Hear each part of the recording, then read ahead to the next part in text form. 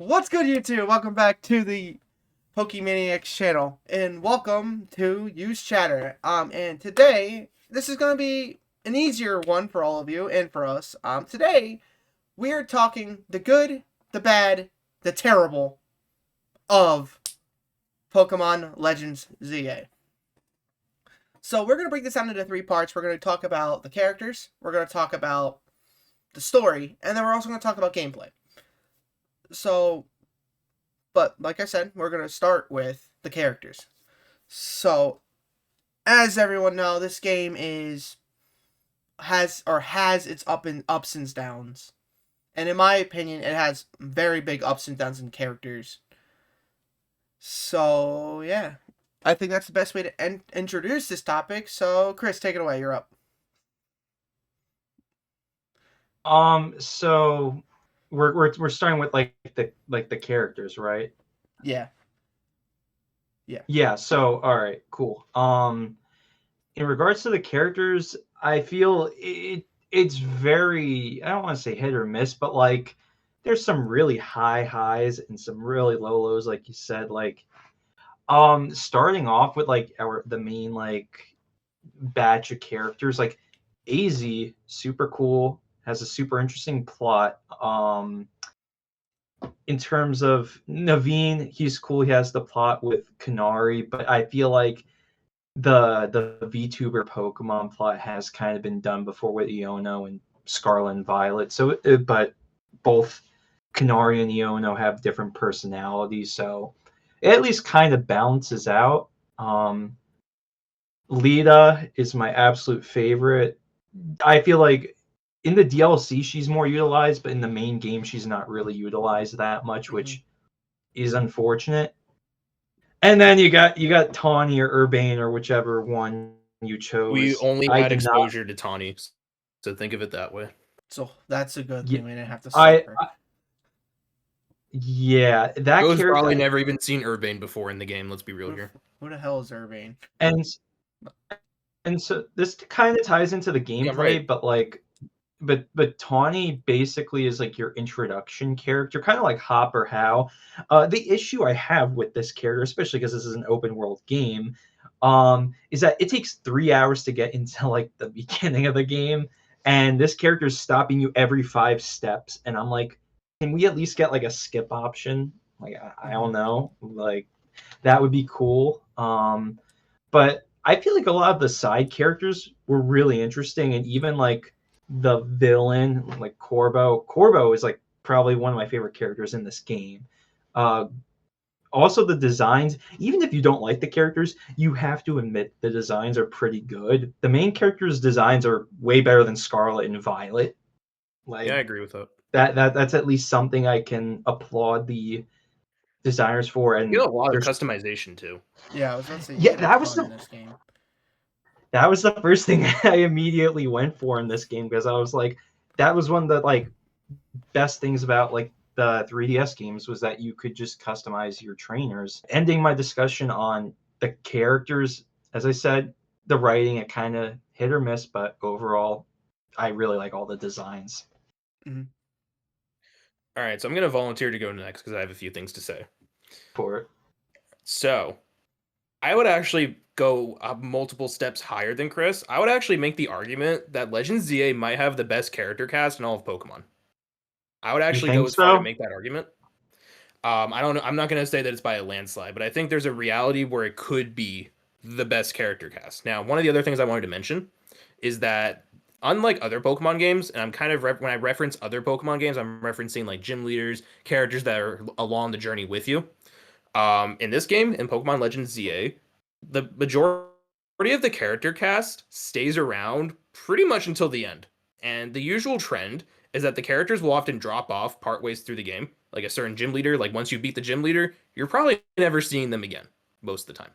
But in Legends ZA, the whole character cast pretty much stays around for most of the game, even to the point where you get Jacinth's tournament and you pretty much have a roundabout of everybody. Like pretty much every notable character is present. I forgot about Jacinth. That really means a lot.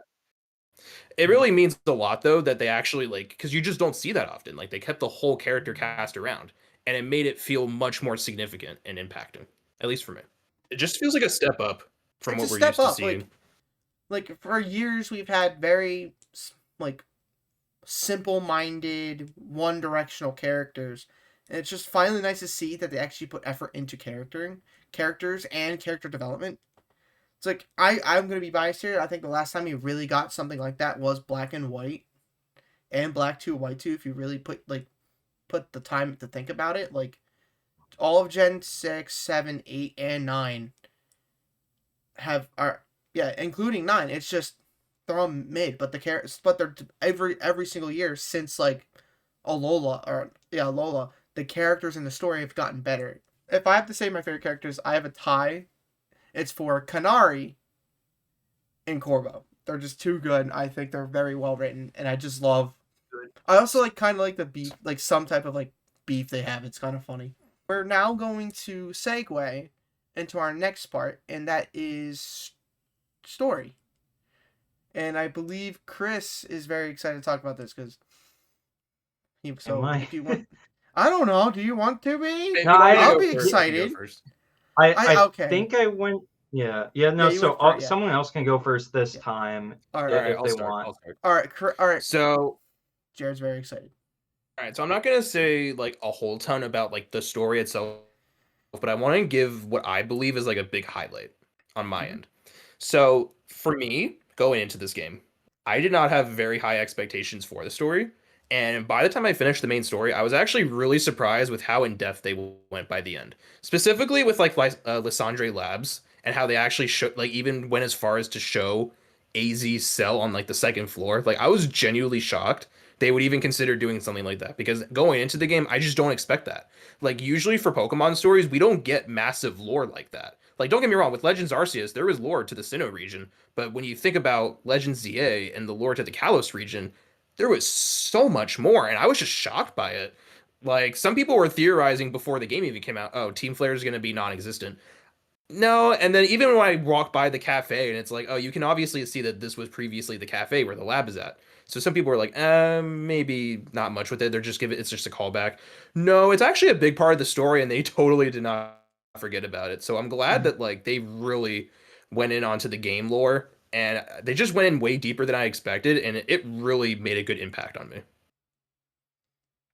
That's really good. Even with like the Team Flare stuff too, Mabel is like the professor in this game, or acts as like the professor in this game, giving you missions to achieve, and like the stuff for the Pokemon decks of like get all these Pokemon or get like these certain water Pokemon. And I just think that's kind of a cool. I was just really happy with how far they went with like the Team Flare stuff, and kind of like how they tie that in to the overarching story of the game. Like I was just really happy with that. Like I was very happy by the end. The Team Flare stuff was definitely better written than it was in X and Y, where I kind of feel like I was just like, whatever. Like they teased Grisham and all that, and they're like, oh, this was the rising star, right when the team essentially got destroyed and such. Like, oh, this guy over here was the rising star. He was going to ascend to the top, and okay, all these. I think they said like 5 years later, right? Going to ZA, I think it was like 5 years later. 5 years later. Now Grisham is like essentially at the top, and like that's a neat line, at least in my opinion. Mm-hmm. I kind of like. I think my favorite part about with Team Flare in this game is that like if they're still there, like it's like to the people of like to normal citizens and visitors. Team Flare is no more, but if you look deeper and into the underground, Team Flare is still there.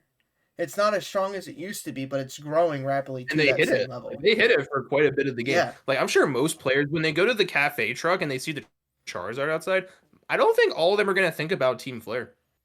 No. I feel like the role Team Flare kind of plays in Legends ZA kind of reminds me of the Team Rocket story in Heart Gold and Soul Silver a little bit, at least in terms of the role that they play. Like it's definitely a much more condensed role, but they're still prevalent.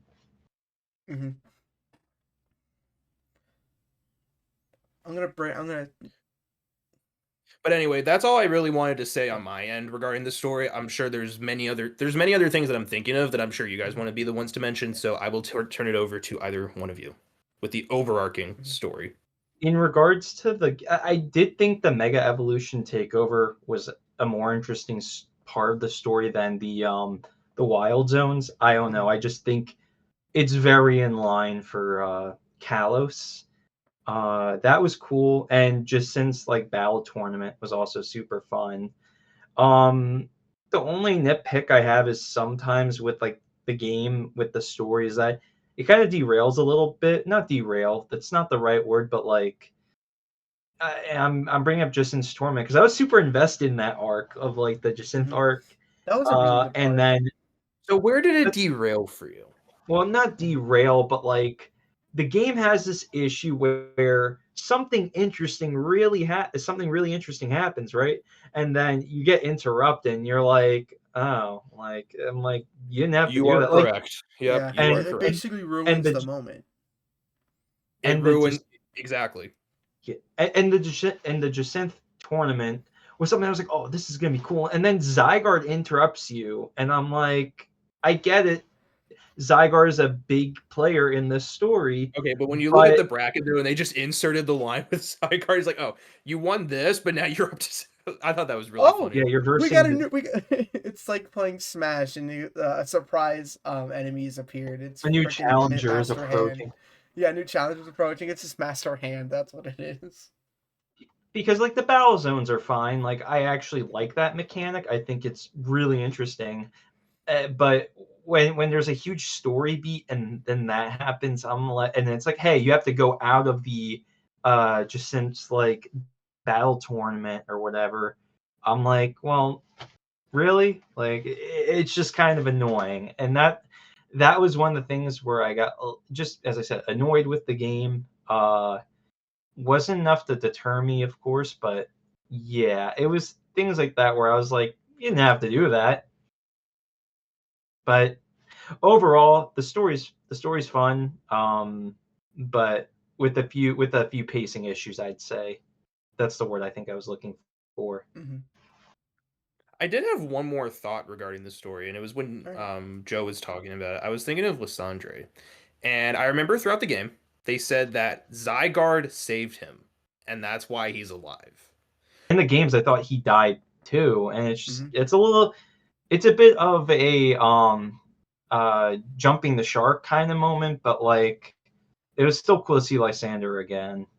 In my opinion, one of the best villains for a game like that, because he fit it very well as well. So seeing a character like that have one of the biggest plot twists in Pokemon history is kind of insane. I think that's everything for this topic. You guys ready to move on to our final topic? That's all my thoughts.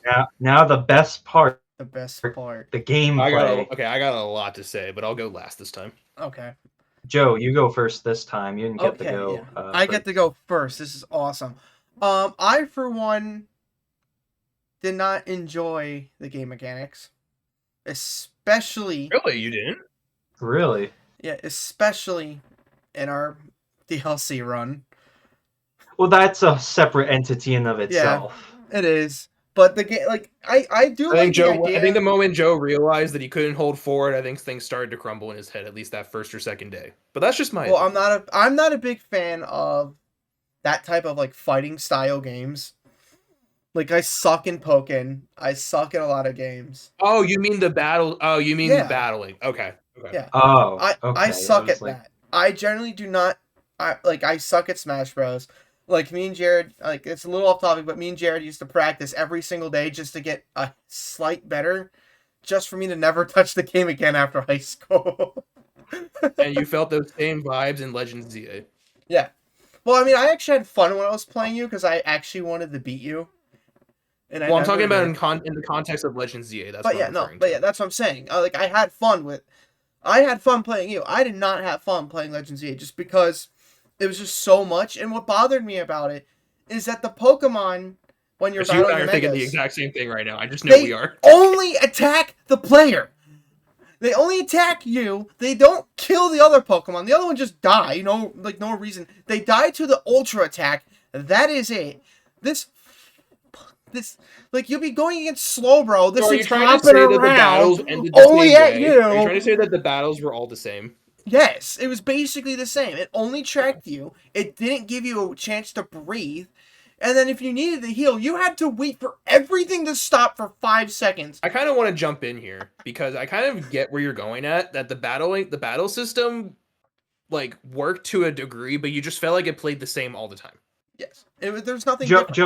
Joe, I think part of your issue too is because I really liked it and I didn't have as big of an issue with it, but I think it's because there was like no toggle lock. I think that might have been one of the issues that you had. Well, yeah, that is that's true because unlike other games, like you actually have to press and hold the button the whole time. You can't just press it once and it stays for you.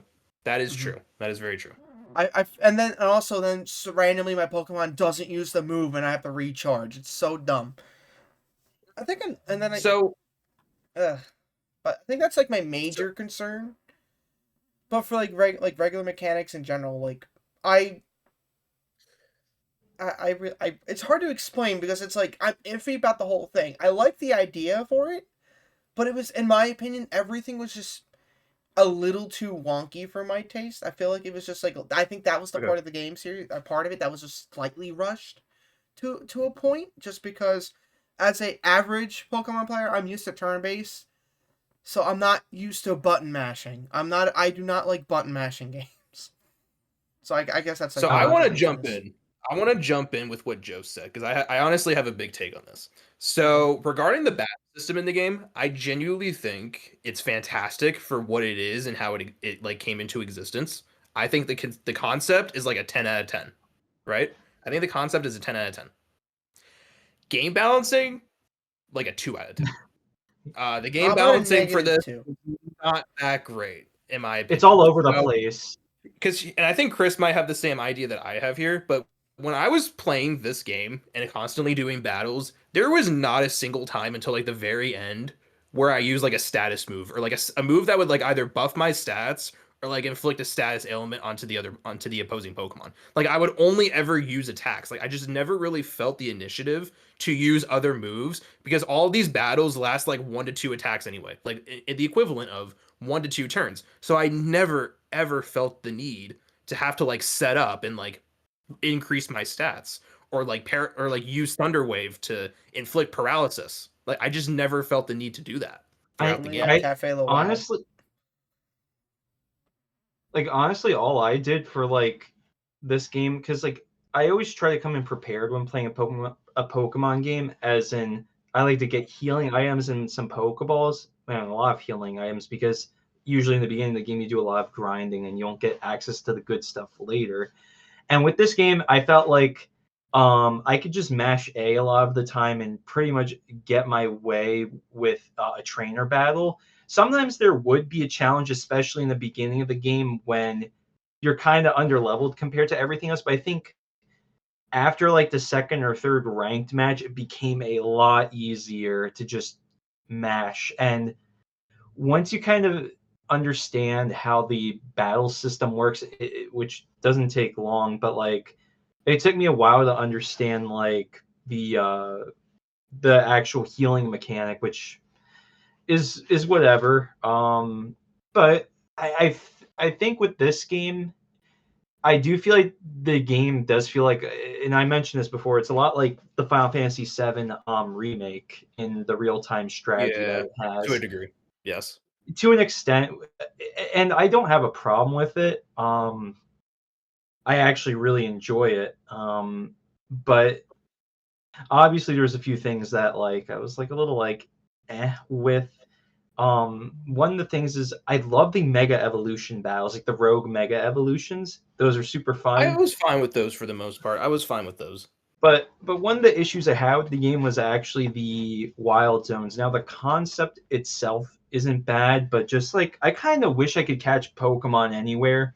That's one of the things, because that's how I think of the anime. And it's like I get it. They're framing it in the game as an environmental issue, I think, and it's like I get it, they want these zones where only Pokemon are, but like I just want to catch a Pokemon in the street because you can with like the Trubbish near the trash or like a Fletchling in the tree, like that's super cool. And I kind of wish they utilized that gameplay mechanic a little bit more. because even stuff like because like you can go on the roofs and stuff and catch flying Pokemon. And that's like super sick. I will say though, I like seeing all the Flabébé around. I think that's another thing I really like about this game, because it was so floral in X and Y, and finally seeing like flower Pokemon available around the whole like area is really nice too. And they're all different colors, so I never knew that when I originally played X and Y. So it was cool finally catching all of the Uh, Flabébé. I'm not sure if this counts as actual gameplay, but like the I feel like the game compared to Scarlet and Violet at least looked and felt a lot more lively. Like just like the models looked a lot more polished in this game. I can't describe why, Frame but rate was definitely more stable, wouldn't you say? oh yeah, oh yeah. There's Substantially no more and stable.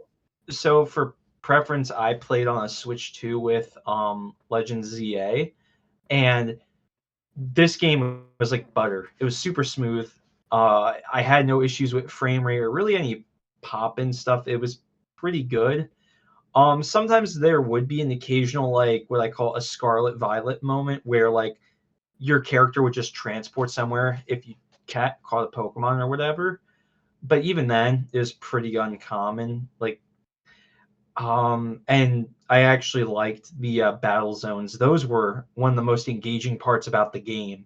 Like I kind of, I don't know. I wish they did a little more with that, but the idea is Yeah. super cool. And I will I just had a bounce off funny that. thought. That is a very I just had a that is probably really my funny favorite part thought. about the game is the battle areas. I just had a really funny thought. what?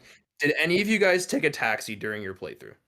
You can No. go in those. We already touched on it a little bit, but the wild zones. The only other thing I wanted to add regarding wild zones is that I think they're fine for what they are, but compared to Legends Arceus, like these wild zones feel very small, at least most of them, and they kind of just feel like little like side alleys or like like because I'm pretty sure most of these like wild areas it takes like maybe 20 seconds to walk from one side to the other. Like they're very small and they didn't really feel like they were supposed to be anything like major. In relation to that, I feel like with most of these wild zones, you catch the Pokemon once and you don't really have much of an initiative to like interact with them anymore unless you're going strictly for the shiny charm. And Legends Arceus had the unique extensive task list for each and every Pokemon, and that is in my opinion the biggest reason why when you play that game, you have a reason to continuously interact with all these Pokemon multiple times. And that really wasn't present here in ZA. So for most people, it's you catch the Pokemon once and then you never really try to interact with them ever again, unless you're going for the shiny charm. That's my verdict. I was not a big fan that every single encounter was basically stationary, except if it was a shiny or an alpha, or even an alpha shiny. Like I would hope that it would, instead of just having like stagnant or stationary spawns, why not mix like you have the technology to do this. Why not do like a full on like random, like for a Pokemon in that area to be available? I feel like you had the ability to make it, instead of like going, oh, it's Fletchinder, then Bunnelby, then Weedle, then a Fletching, and then two Mareep, and then you're out of Zone 1. Why can't it be like, oh, a Mareep, and then this, and or it could be like a rare encounter, stuff like that. Make Shift every time you go into the zone, like it's a little different. Yeah, and actually make Pokemon more rare in a way. When you get to Wild Zone 20, but for the earlier routes, it's just like you're kind of seeing the same thing over and over. Yeah, that was a bit. My issue wasn't the wild zones and like the concept could have been better too, like of just there being no barriers for the wild zones. I think that would have been cool. But with like the Pokemon that are in them, I think with like the first 10 or so of the wild zones, sometimes they'd have repeat Pokemon, and I was just like, there's so many to choose from that like you don't need the same Pokemon in every wild zone. I don't think you needed that. For the 500th time today. I'm so sick and tired. Yeah, but the side quests where you could get other Pokemon like the starters and stuff, that was super cool. I was like, oh well, it gives me incentive to do those instead of exploring the wild zones. With that, do we have any words about the DLC? So I'm not gonna try and yap about it because there's a lot I can say, but I kind of just want to say the highlights immediately. Mega Dimensions is very specific in how it was crafted, and it is intended for a very specific audience. And I don't think that audience is very huge. I think we can all admit that. Yeah. Yeah. Considering that you charged, I think $30 for this DLC, it definitely delivered for some people, but like I just said, it doesn't deliver for everybody. And I kind of wish that they were more casual friendly with it, because I feel like as we were going through Mega Dimensions, it just felt like you had to be on top of your game all the time. Like me, like at least from my perspective, spectating Joe, like I was like I was in the mindset of like being on top of what we were doing, and for like the first half of the playthrough, like it took a little while, like maybe like 3 or 4 sessions for Joe to realize that like he kind of had to be like locked in more than he thought he should be, and that was just for like making sure that we were on pace and all the grinding that's necessary. Now, did I think all the grinding that existed was fair and justified? You can make the argument, but I think ultimately they do stretch it a bit. But to bit? close what I'm saying, Mega Dimensions, it has an audience, but that audience is very small. All right. I'm blatantly just gonna say it. This is not for cat. The game, the DLC was not for casuals. Like, I like the idea. I love that you're able to go through dimensions and find other Pokemon. Have they had to have had this? They had to add the sandwich mechanic because everyone wanted the shiny hunt. That's a really big thing in Pokemon right now. Everyone wants the shiny hunt, including myself. But they made it so easy. It's like you can run in the same area and get the exact same encounter shiny 5 times in a row, and you can just ignore it. Like you can get it and it'll just stay there. So it's just gonna hold one of those 17 or 16 spots of a shiny around the whole map until you catch it or kill it. And what the DLC did was, in my opinion, made that worse. It basically made shinies more fodder-like, in my opinion. But that's not the point I'm trying to get to. What I'm trying to get to is that having 100,000 fucking points to finish the goddamn game that took me a fucking month to do, I am sick and tired of this shit. Yeah. The whole post game like that, outside of the exclusive megas you can get, and look, we didn't even get all of them. I don't even want to go back and get them. I am so tired of that game Yeah. because of the DLC Yeah. alone. I was happy with the Mega Evolutions that we at least saw. I mean, I'm Yes. happy with the whole collection of Mega. And I'll advertise this now. We're gonna do a separate discussion video on the new Mega Evolutions in this game. Mhm. But in pertation to this discussion, I was happy with the ones that we saw. And yes, there were a lot of them to get. And even from Joe's perspective, like he just didn't have much of an interest to go for the rest. Like To be fair, at the that one thing point, you have to unlock all of them. You have to unlock the side mission, then you have to unlock another part of the side mission to get the Mega Stone, and then you had to make a donut that would last long enough to beat the damn thing. What's crazy is that Zeraora was not straightforward either. Like I had to guide Joe through the whole thing. Like it was like a very specific task, like as if you were playing a Kingdom Hearts or Final Fantasy game. Like it was a very specific process to like even get the recipe. Even Look, the shiny donuts were like that too. Yeah. Like there was a specific. But how do you even know what that recipe would even come out to be? Like to get that shiny donut. We visited the Rust Syndicate like 7 times, and while I appreciated that the hallway was, I appreciated that we were able to run and walk normally in the hallway this time, we still went to the Rust Syndicate like 7 times. Well, in both the base and the Yeah. in the not post game, but the DLC. Well, in base game you could only walk, but when you have the Mega Dimensions DLC, you can actually run at normal speeds now when you're in that. It's just very weird that's even like a thing. Like, why did they change it? But that's my final thought. Is there anything else regarding Mega Dimensions that we have not mentioned that you'd like to say? Any of you? I will say this: the choice of Mega Evolution Pokemon they chose, some of them are questionable, but in my opinion, if you really sit down and think about it, every single Pokemon that got one, I feel like deserved one. But Yeah. they missed so fucking hard with Flygon. And the worst part They is always miss Flygon. They always The miss him. worst part is, if you talk to Look, I any wasn't of the happy new about it too. I NPCs wasn't happy about it. from the DLC, 5 of them say, I hope Flygon gets a Mega Evolution, and he never does. The one It's dragon unfortunate. type that actually needs a Mega Evolution to be considered, like, Yeah. usable again outside of a stationary run. One character we forgot about. One character that we forgot about. I'm gonna bring this up just because the character is kind of important at the beginning of the game, but isn't super important later on. Is Emma, like the detective? True. That is like the one character that Who's we the kind of Esper? forgot. I don't know how we forgot. She Yeah, does. she- She doesn't goes a she, like- while without appearing. She goes a while without appearing. All she really Like, did the was first half of the introduce side game- missions. That's Yeah, all she's she like, oh did. yeah, help me with work, and that's Do my it. job for me, and I'll pay you nothing. I like how the story flew. I liked a lot of the characters. I did enjoy this game.